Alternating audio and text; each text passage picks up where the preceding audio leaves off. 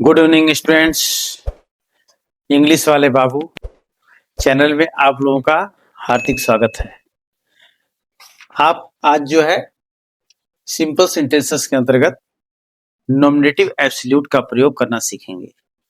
बहुत ही जो है शानदार तरीके से आपको बताया जाएगा कि नॉमिनेटिव एब्सोल्यूट द्वारा जो है सिंपल सेंटेंस को हम किस तरीके से जोड़ते हैं और नॉमिनेटिव एब्सोल्यूट होता क्या चीज है। तो नॉमिनेटिव एब्सोल्यूट का मतलब होता है, नॉमिनेटिव का मतलब सब्जेक्ट होता है। नॉमिनेटिव का मतलब क्या होता है? सब्जेक्ट। एब्सोल्यूट का मतलब होता है फ्री, स्वतंत्र, स्वतंत्र, अलग। नॉमिनेटिव एब्सोल्यूट में जो सब्जेक्ट्स होते हैं वो अलग अलग होते हैं। इस प्रकार हम कह सकते हैं कि नॉमिनेटिव एब्सोल्यूट का प्रयोग हमें कहाँ करना चाहिए। नॉमिनेटिव एब्सोल्यूट का प्रयोग हमें वहां करना है जब वाक्य के सब्जेक्ट्स अलग अलग होते हैं। वाक्य के सब्जेक्ट जब भिन्न भिन्न होते हैं तभी हमें नॉमिनेटिव एब्सोल्यूट का प्रयोग करना चाहिए। मेन इंपॉर्टेंट चीज है। अब इसमें देखना क्या है, कैसे हम इसका प्रयोग करके सिंपल सेंटेंस बनाएं। दो या दो से अधिक वाक्यों को हमें जोड़ करके एक सिंपल सेंटेंस बनाना है। जब दोनों वाक्यों, दो या दो से अधिक वाक्यों के जो सब्जेक्ट्स होते हैं वो अलग अलग होते हैं, तब हम इस विधि का प्रयोग करेंगे। अब नंबर 1, जो काम पहले समाप्त, जो काम पहले हो रहा उसी सेंटेंस को हम नॉमिनेटिव एब्सोल्यूट बनाते हैं, और जो काम बाद में समाप्त होता है उसको उसी तरह से रख देते हैं। और इसमें चूंकि दो सब्जेक्ट्स अलग अलग होते हैं तो जो काम पहले समाप्त होता है उसको हम उस सब्जेक्ट को S1 मान ले, और जो काम बाद में समाप्त हो रहा है उस सेंटेंस के सब्जेक्ट को S2 मान लेते हैं। जैसे मान लो हमको बनाना है तो हम लिखेंगे पहला subject S1 plus having plus verb की थर्ड फॉर्म कामा S2 plus V plus O। यानी ये जो है, इसमें जो पहला काम समाप्त हो रहा है उसका सब्जेक्ट पहले लिखिए, उसके बाद हैविंग लिखिए, उसके बाद वर्ब की थर्ड फॉर्म लगाइए, फिर कामा लगा करके जो काम बाद में समाप्त हो रहा है उसको ज्यों कहते हो रखते हैं। यानी उस सब्जेक्ट को लिख दे, उसके बाद जैसे वर्ब है जिस रूप में है उसको रखो, उसके बाद ऑब्जेक्ट लिखो। जैसे हम कहें, जैसे हम लिखें the sun rose full stop, the fog disappeared, the sun rose. यहाँ पर दो सेंटेंस है, सूर्य उगा और कोहरा समाप्त हो गया, अदृश्य हो गया। अब इसमें पहला काम कौन सा समाप्त हो रहा है? पहले काम क्या हो रहा है? सूर्य उगा। अब सूर्य उगा में ये जो सब्जेक्ट है सन है इसमें, और दूसरे सेंटेंस में फॉग सब्जेक्ट है। दोनों सब्जेक्ट अलग अलग हैं। तो पहला सब्जेक्ट S1 है, इसको हम लिखेंगे द सन, द सन। उसके बाद हैविंग लिखेंगे, और उसके बाद राइज का थर्ड फॉर्म क्या होता है? Rose, risen, Ryzen.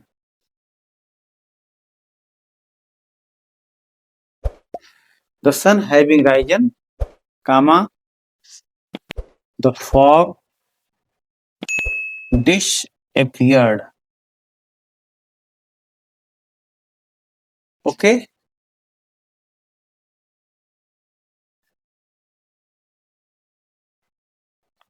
First sentence clear? The sun rose, the fog disappeared. दूसरा है the teacher entered the class, the students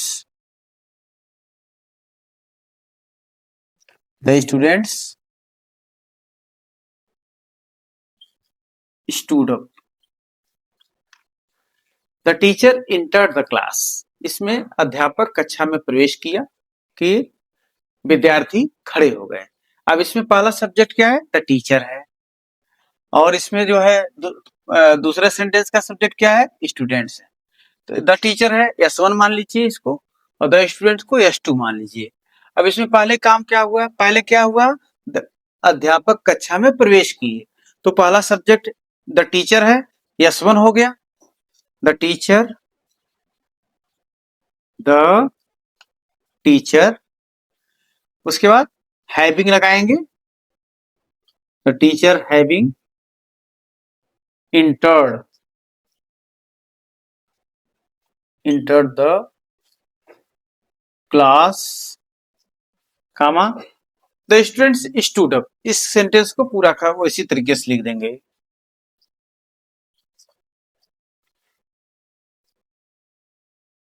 students stood up, stood up. Clear?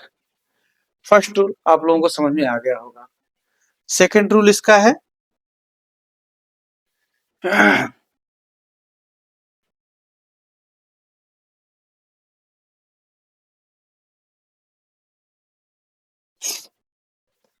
Second rule इसका देखें,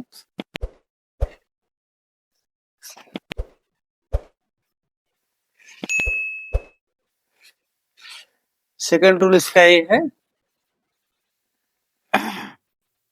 अगर आपका सब्जेक्ट अगर आपका जो सेंटेंस है वो पैसिव वॉइस में हो, यानी जो काम पहले समाप्त हो रहा है वो सेंटेंस पैसिव वॉइस में हो, यानी हम कह सकते हैं कि जो काम पहले समाप्त हो रहा है उसका जो वर्ब पैसिव वॉइस में है, यानी सब्जेक्ट के बाद is, am, are, was, were plus verb की थर्ड फॉर्म दिया गया हो, जो काम पहले समाप्त हो रहा है। और दूसरा सेंटेंस जो होता है वैसे ही रहता है जैसे वो है, कोई उसमें दिक्कत नहीं है, जो काम बाद में समाप्त हो रहा है। अगर इस तरीके से है तो उसमें हमें क्या करना है? उसमें हमें जो है सबसे पहले जो काम पहले समाप्त हो रहा है उसका सब्जेक्ट लिखेंगे और यहां पर हैविंग बीन कर लिख देंगे, हैविंग बीन प्लस वर्ब की थर्ड फॉर्म, सब्जेक्ट यानी पहले वाक्य subject plus having been plus verb की थर्ड फॉर्म, कामा लगाएंगे।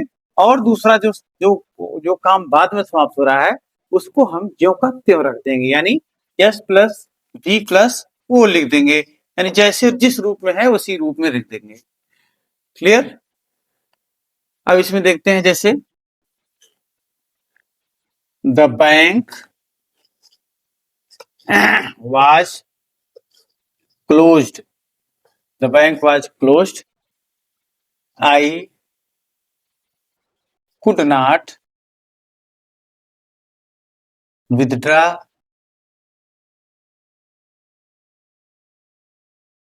Money, the bank was closed. यहां पर पहले क्या कौन सा काम हो रहा है? बैंक क्लोज था और मैं पैसा नहीं निकाल पाया, तो इसमें जो है देखिए बैंक फर्स्ट है, यहाँ पर S1 है, S1 है, और यहाँ पर वाज या वर्ब दिया हुआ है, वाज दिया हुआ है, और यहाँ पर V3 वर्ब की थर्ड फॉर्म है। ठीक, तो इसको हमें बनाएंगे, पहले हम लिखेंगे the bank having been,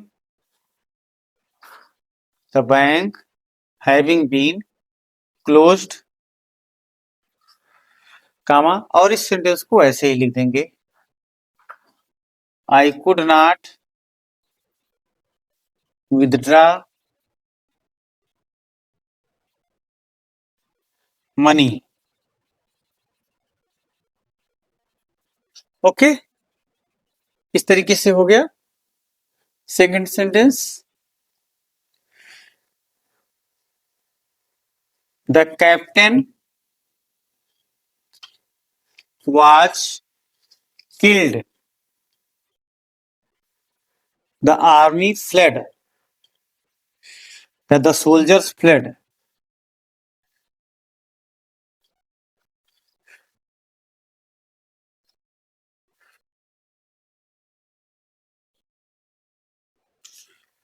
the captain was killed, कप्तान जो है मार दिया गया और जो सैनिक है वो भाग गए।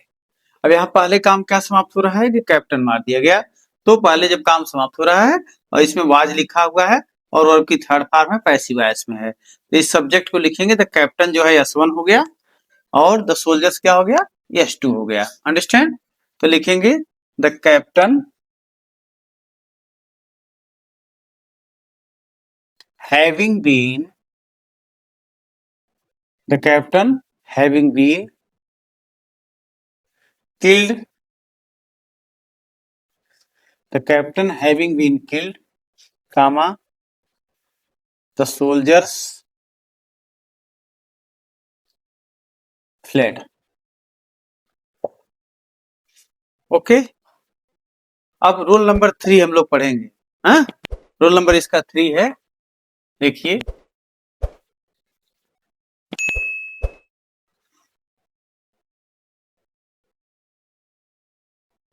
रोल नंबर 3 को पढ़ेंगे। इसमें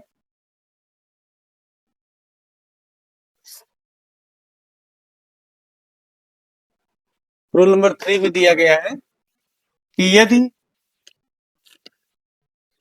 सेंटेंस का जो सब्जेक्ट है उसके साथ इज, एम, आर या वाज वर्ड दिया गया है और उसके साथ एडजेक्टिव या नाउन दिया गया हो, जो काम पहले समाप्त हो रहा है उस सब्जेक्ट के साथ is, am, are, was word हो और उसके साथ एडजेक्टिव हो या नाउन हो, तो उसमें हमें क्या करना चाहिए? तो जो काम पहले समाप्त हो रहा है, अब उसके पहले सब्जेक्ट को लिखेंगे। स्ट्रक्चर देखिए, प्लस पहले देखिए इस तरीके से दिया गया हो, is, am, are, was, were, is, am, are, was, were plus adjective या नाउन, ऐसे दिया गया है। यानी पहले समाप्त होने वाला कार्य है ये, पहले समाप्त होने वाला कार्य है, ठीक है। और बाद में समाप्त होने वाला कार्य है। यहाँ पर 2 सेंटेंस है। पहला सेंटेंस ऐसा है जिसका सब्जेक्ट S1 है, is, am, are, was word के साथ एडजेक्टिव या नाउन, और दूसरा सब्जेक्ट जो है ये है। यानी इसमें कहने का मतलब पहले समाप्त होने वाला कार्य हो गया, ये जो है बाद में समाप्त होने वाला कार्य है, बाद में समाप्त होने वाला कार्य। अब इसमें जो है सबसे पहले हमें याद रखना चाहिए कि सेंटेंस की अपने मन में हिंदी बना लेना चाहिए, उससे ही पता चल जाएगा कि कौन काम पहले हो रहा है, कौन काम बाद में हो रहा है।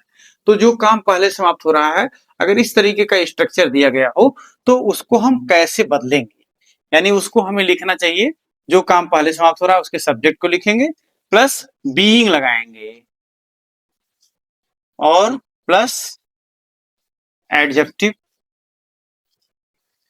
या नाउन लिख देंगे, उसके बाद कामा लगा देंगे, फिर दूसरा सेंटेंस को ज्यों का त्यों लिख देंगे। ये है नियम इसका ये रूल है। यानी हम कह सकते हैं, जैसे हम कहें it was dark, it was dark,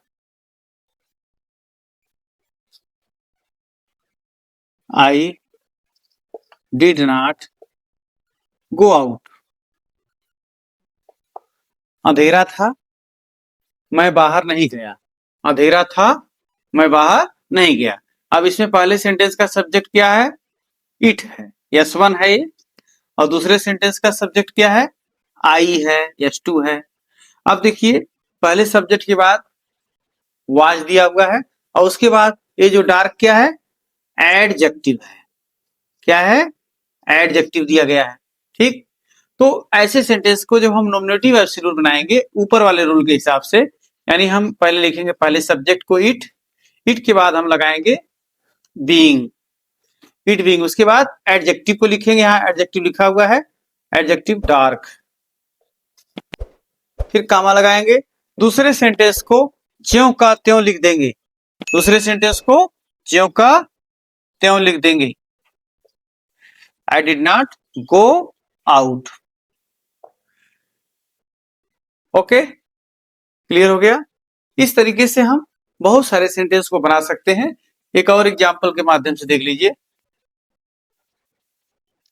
sentence के माध्यम से, it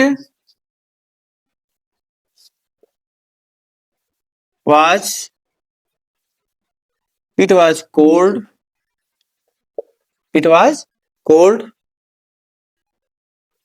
I did not go to school, it was cold, I did not go to school। तो सबसे पहले क्या हो रहा है, ठंडक था, ठंडा था, मैं स्कूल नहीं गया। तो आप लिखोगे पहले इस रूल के अनुसार, इट लिखोगे, इट के बाद क्या लगाओगे, बीइंग, इट बीइंग कोल्ड, फिर कामा लगाएंगे, I did not go to school. इस तरीके से बहुत सारे सेंटेंस आप बना सकते हैं। जैसे हम कहेंगे द क्लास वाज ओवर, इस तरीके से the class was over, I completed my work. तो इस तरीके से जब दोनों सेंटेंस हो और दोनों के सब्जेक्ट्स अलग अलग हो और उसके साथ साथ जो है उसमें ये दिया गया हो, एडजेक्टिव हो या नाउन हो। जैसे हम कहें it was a holiday, it was a holiday, students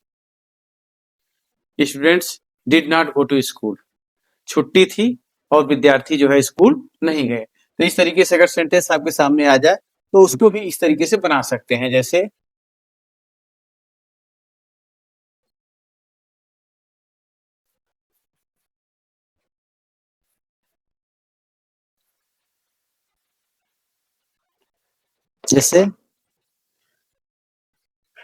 it was a holiday,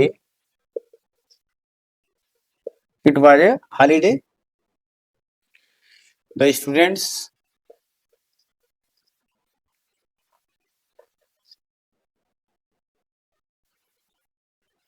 did not go to school. अब देखिए इसमें दो सब्जेक्ट है, इट है, S1 है, यहाँ स्टूडेंट्स क्या है, S2 है। पहले काम क्या आ रहा है, छुट्टी थी, विद्यार्थी स्कूल नहीं गए। तो आप लिखेंगे it being a holiday, comma the students did not go to school. इस तरीके से आपने देख लिया कि नॉमिनेटिव एब्सोल्यूट का प्रयोग करके हम कैसे समझेंगे। इसको क्या करेंगे, हम एक फार्मूले के रूप में एक जगह इसको नोट कर लेते हैं और इसको लर्न कर लेंगे, समझ में आ जाएगा। यानी हम ये कह सकते हैं कि नॉमिनेटिव एब्सोल्यूट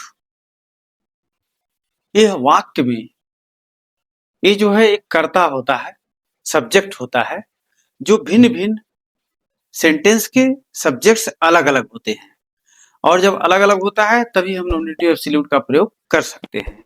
तो इस तरीके से आप लोगों को मतलब इसके माध्यम से सिंपल सेंटेंस बनाने समझ में आ गया होगा। आप लोग जो है इस चैनल को सब्सक्राइब, लाइक एंड शेयर करिए। Thank you.